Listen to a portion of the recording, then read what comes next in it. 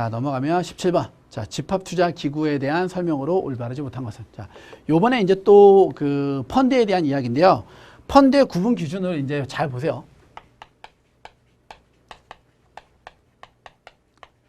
펀드의 구분 기준을, 집합투자의 구분 기준을 첫 번째 어떻게 운영하냐에 따라서 큰 카테고리에서의 종류예요. 이게 이제 신탁의 형태냐, 회사의 형태냐, 또는 PEF, 경영참여형 사모펀드 이런 애들도 있었고요. 조합도 있었죠. 근데 크게 제가 두 가지만 기억하자고 했어요. 또는 두 번째, 50% 초과를 어떤 자산에 투자하냐에 따라서 증권이냐, 특별자산이냐, 부동산이냐, MMF냐 이렇게 나눠졌었죠. 그 다음에 세 번째 분류 기준이 펀드의 구성 기준이요. 구성 기준으로서의 분류. 요게 지금 17번 문제에서 바라보는 거예요. 어떻게 구성하냐, 펀드를. 됐죠? 네. 교재에서 몇 가지 내용만 체크하고 나서 바로 문제 풀어볼게요. 자, 92페이지인데요. 일단 환매금지형 집합투자기구라고 나와 있어요. 환매금지형이라는 거는요, 중도에 해지를 못하게 하겠다 이 소리예요. 그래서 환매금지형이 우리 이제 펀드에서는 상당히 많이 물어보는 부분 중에 하나인데요. 자, 환매를 금지하는 펀드의 특징을 이해를 하시면 환매금지형 상품인지 아닌지를 외울 필요가 없다 이거예요. 자, 대표적인 특징 첫 번째가 뭐냐면요. 장기간의 투자를 요한다 이 소리예요. 뭐냐면 부동산 개발. 우리가 부동산 개발하면은요, 땅 파내고, 그렇죠? 땅 파낸 거에다가 뭐 콘크리트 부어서 건물 짓고요.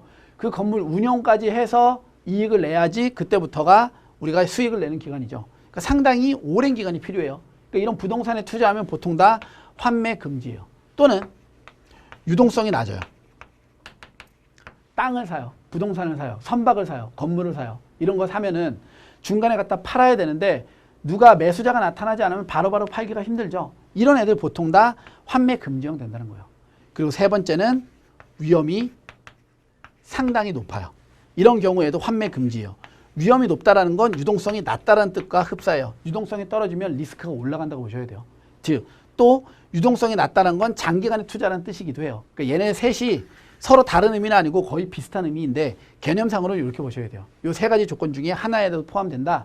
보통 다 환매 금지형 상품이 된다. 됐어요? 네. 그래서 교재에 내려와서 보시면은요, 환매 금지형 집합투자기구의 두 번째 땡 봐보세요. 환매 금지형으로 설립해야 하는 경우, 부동산, 특별자산, 혼합자산. 특별자산 규정이 없었어요. 상당히 위험하죠. 두 번째, 펀드자산 총액의 20%를 초과하여 시장성 없는 자산에 투자하면 뭐가 유동성이 매우 낮은 거예요. 이런 경우에도 환매 금지가 된다. 됐죠? 그 다음에 종류형 집합투자기구는요. 첫 번째 땡, 판매보수, 판매수수료, 환매수수료 차이로 인하여 여러 종류의 집합투자증권을 발행을 해요. 그 중에서 내가 고를 수 있게 하는 거예요. 그런데 그거 고를 때 세 번째 땡 보세요. 여러 종류의 집합투자증권 간에 전환하는 경우에 내가 이제 여기서 여기로 갈아탈 때요. 투자자에게 환매수수료를 부과시켜서는 안 돼요. 그러니까 자유롭게 고를 수 있는 조건으로 종류를 갖다 묶어놓는 거예요. 그러니까 A에다가 했다가 나 B로 바꾸고 싶어. 언제든지 바꿀 수 있다는 거예요. 뭐 안 내고? 환매수수료 안 내고. 그 다음에 전환형은요. 마찬가지 펀드를 여러 가지 해놓고 A 펀드를 B 펀드로 전환할 수 있다는 거예요. 이때도 두 번째 땡에 보시면 투자자에게 환매수수료 부과 금지. 모자형 집합투자기구는요. 첫 번째 땡, 자펀드에서 모펀드가 발행하는 집합투자증권을 취득하는 구조를 가진 거예요. 그렇죠? 이 내용 정도만 보시면 되고요. 맨 밑에 있는 ETF 볼게요. ETF. 자, ETF는 꼭 기억하세요. 첫 번째, 인덱스 펀드를 증권시장에 상장하여 주식처럼 매매가 가능하도록 만든 펀드. 원칙적으로 펀드가 환매 금지형이나 이런 조건들을 가지면은요, 시장에서 돈으로 바꿀 때 환매 수수료 나오고 문제가 생겨요. 그런데 ETF는 뭐냐면 펀드인데 상장하는 펀드예요. 그래서 우리가 상장 지수 펀드 이렇게 불러요. 그러니까 펀드에 가입을 하는데 내가 이거를 환매하고 싶으면 환매하는 게 아니라 시장에서 갖다 팔 수도 있는 거예요. 거꾸로 펀드에 가입하는 게 아니라 주식시장에서 ETF를 삼으로써 펀드에 가입하는 것과 똑같은 효과를 낼 수 있는 게 ETF예요. 기억하셔야 돼요. 반드시 뭐다? 상장을 해야 된다는 게 핵심이에요. 됐나요? 또 두 번째 땡에 ETF의 설립 요건에서도 마찬가지로 중요한 건 두 번째 줄 끝에 설립일로부터 30일 이내에 반드시 상장을 해야 돼요. 그죠? 그 다음에 상장 폐지 사유는요. 펀드를 상장을 했는데 수익률을 추정하는데 계속 오차가 생기거나 수익률 추정이 안 된다? 그럼 상장 폐지예요. 회사랑 똑같아요. 수조 오차가 커지면 상장 폐지예요. 회사도 회계 정부나 그 재무제표 봤는데 재무제표에 문제가 계속 생겨서 해결이 안 되면 상장 폐지 요건이 되잖아요. 그렇죠?